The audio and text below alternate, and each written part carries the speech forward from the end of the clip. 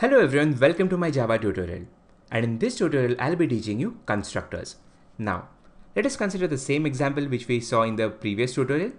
Okay, so in this case, look at here. Okay, here I haven't initialized any values, right?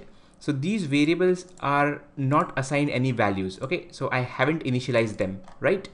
But I have created an object of dog. Now let's just try to print the values of breed and color and see what we get, because I haven't initialized them, right? So I'm just curious what values I will get after running them. Okay, let's say breed sysout obj1 dot color. Now I'll just run this program, and for time being I'll just comment these statements. Let's run it, and as you can see, we got null as the answer. Now what is this null? Okay, because I haven't initialized these variables with any values, so how do we get a null over here?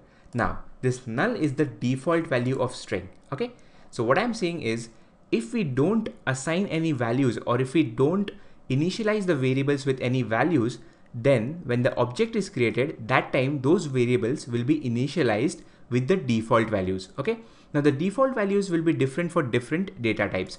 Let's say, for example, if it is an int, then the default value will be 0. If it is a float, again float is a data type which holds decimal numbers. Okay, if it is a float, then the default value will be 0.0.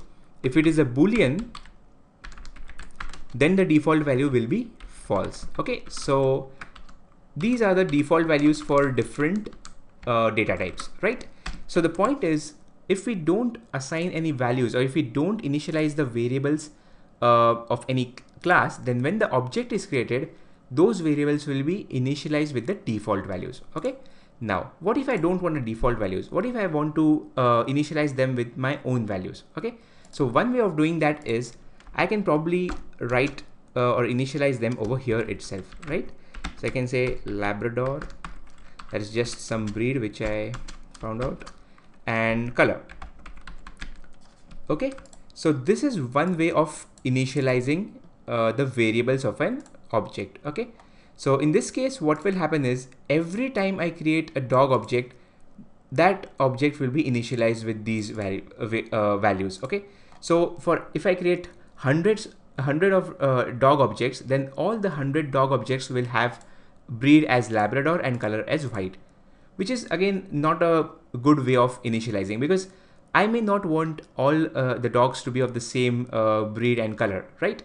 Sometimes I may want a different dog objects with different breed and color. So how do I do this?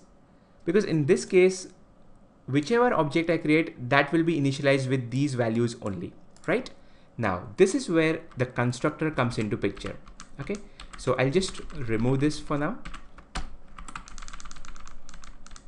Yeah. Now, what is a constructor? The main purpose of a constructor is initializing objects. Okay, so how do we write a constructor? Now again, a constructor, we can consider it as a special method, right? And the syntax for writing it is as follows. First of all, a constructor does not have a return type, right?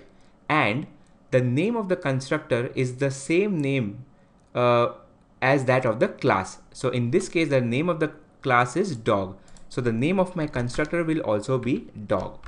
And then comes the round brackets and then the body. Okay, now here we can pass some parameters. Let's say string B, which will represent the breed, and then another string C, which will represent the color.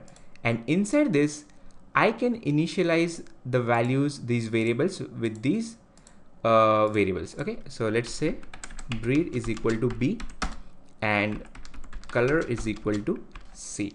Okay, so this is the way we create any constructor. Okay, so it has the same name as that of the class, and it does not have a return type. Right, now I'll just comment this for a while. Okay, okay, so our constructor is ready. Now how do we create an object of this class? Now for doing that, I just have to say dog obj2 is equal to new dog, and while creating the object itself, I can pass the values, right? So let's say I'm passing the values as Labrador. Okay, and the second value will be the color. Okay, so I've created a dog object and I've initialized the variables with these values. And how does this happen? And that happens because of this constructor, right? So I have a constructor with 2 parameters, and that is why I can pass 2 parameters over here, right? So similarly, I'll create another dog object, dog obj3 is equal to new dog, and again I can pass some value over here. Let's say German Shepherd. Okay, and again the color will be brown, anything. Okay, so this is the way we initialize an object. So here you can see I have initialized different objects with different values, and that is the benefit of a constructor. Now again, one point you have to keep in mind: if I try to write if I try to create an object with the with empty parentheses, now it will show error. And why is that?